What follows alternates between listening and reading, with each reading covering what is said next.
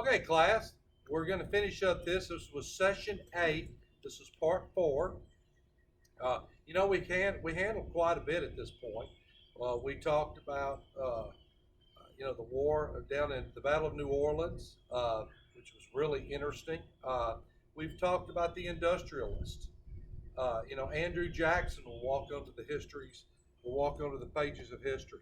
Andrew Jackson is a guy that I've always thought was really interesting. He is a guy, as we've gone through history, he's become very unpopular because of the Trail of Tears. Now, that's something I want you to look at through your PowerPoint because it'll be under his administration.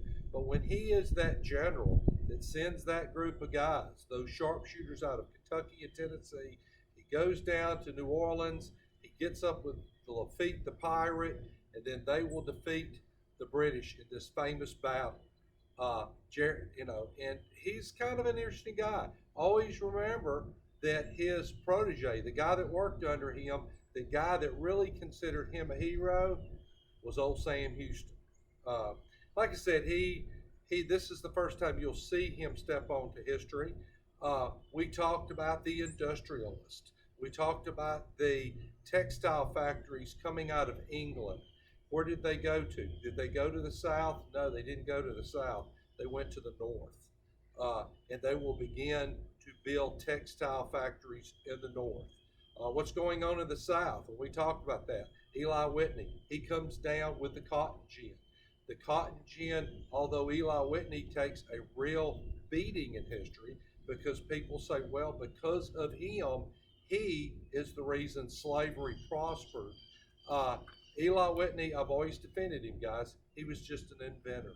He saw a problem, he fixed it, but by fixing that problem, he will then make the production of cotton easier for your plantation owners. Your plantation owners will produce more cotton, they'll need more slaves. Remember, as we go through this course, guys, we are hurtling towards the American Civil War. When we get into section 9, we're going to talk about the events that are leading up to that war. Remember, in this section, we talked about the Missouri Compromise of 1820. Guys, it's something you really need. You'll see that on test questions.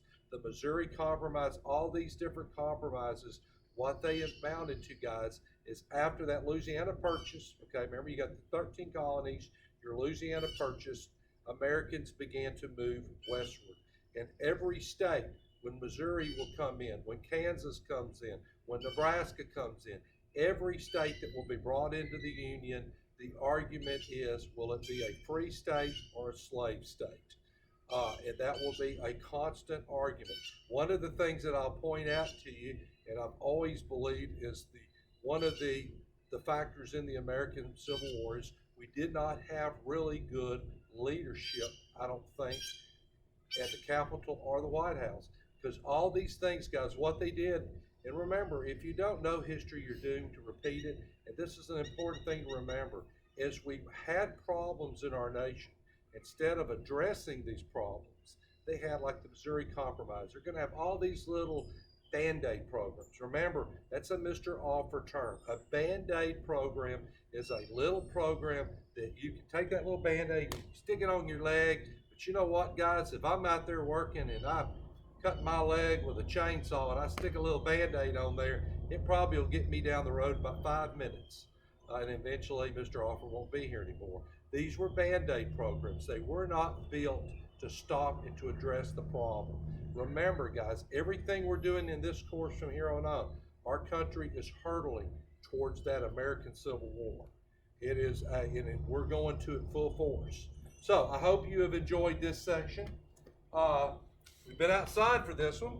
So when we return, we will get into session 9, which will bring us into the Alamo, will bring us back into guys like Sam Houston, and I think you'll enjoy it. And we will get closer to the conclusion of this course.